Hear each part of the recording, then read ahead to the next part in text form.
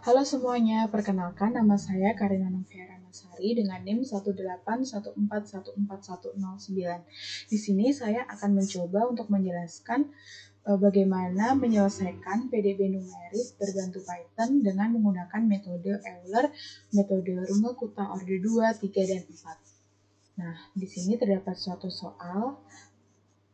Diketahui suatu persamaan diferensial yaitu UT sama dengan cos PT ditambah suatu fungsi U dalam T dengan suatu kondisi di mana ketika T sama dengan 0 maka U0 sama dengan 2. Nah, pada penyelesaian mula-mula kita harus mengimport matplotlib.pyplot SPLT yang akan membantu kita dalam menggambar grafik.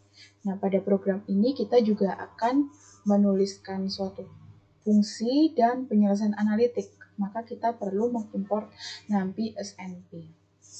Nah, di sini kita akan mencari nilai U yang akan mendekati nilai U eksak dengan menggunakan metode Euler, metode Runge-Kutta orde 2, 3, dan 4. Nah, pada soal sudah diketahui batas interval T di mana terdapat suatu batas bawah, saya misalkan A, batas bawah tersebut akan sama dengan 0, maka A sama dengan 0. Kemudian ada batas atas, saya misalkan B, dan B sama dengan 2. Pada soal juga diketahui banyaknya subinterval.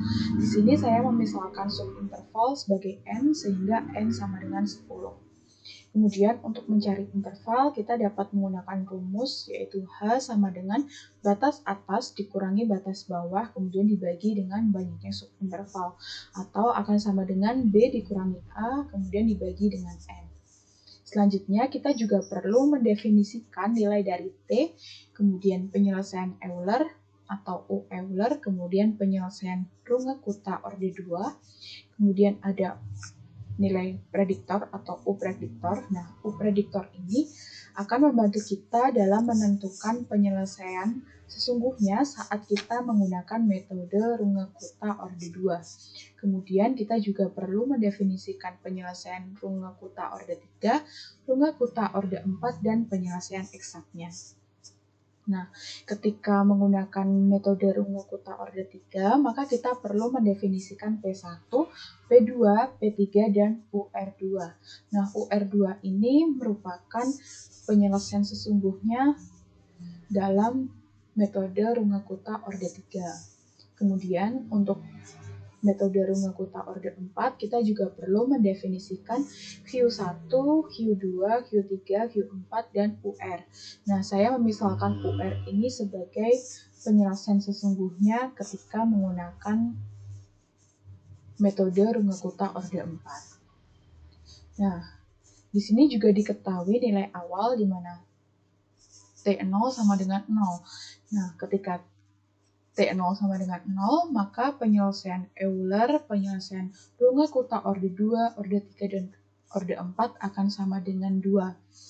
Selanjutnya, karena kita akan menampilkan suatu tabel, nah, saya akan memunculkan kolom pertama yaitu TI atau banyaknya iterasi. Untuk banyaknya iterasi, kemudian ada U eksak atau penyelesaian eksak dan penyelesaian masing-masing metode yaitu U Euler, U Runge-Kutta orde 2, orde 3, dan orde 4 serta error dari masing-masing metode.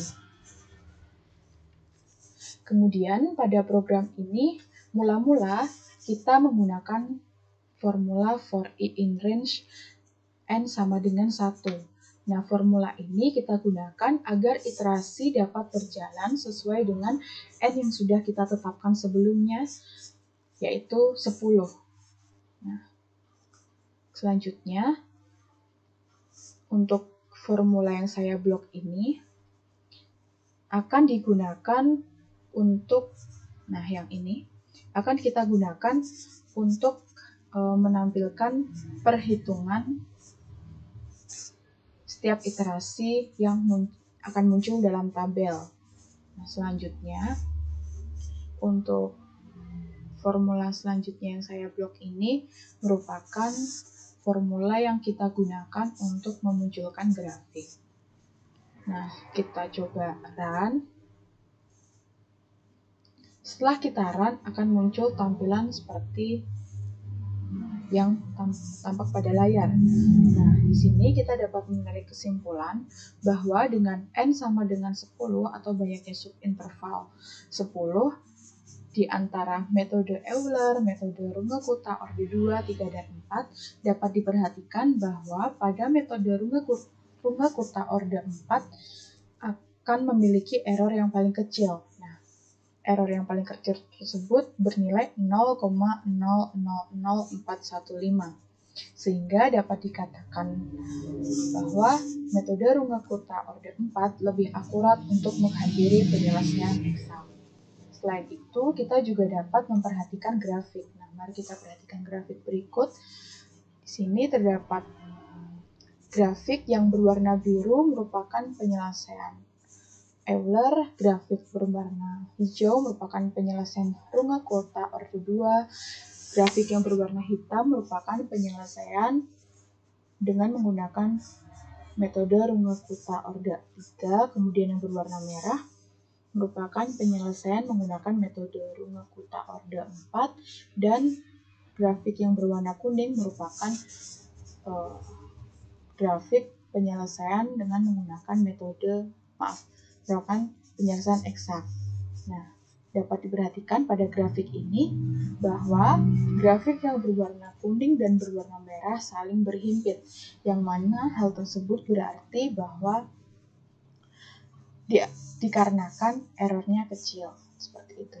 Demikian video penjelasan dari saya. Mohon maaf bila terdapat salah kata. Terima kasih.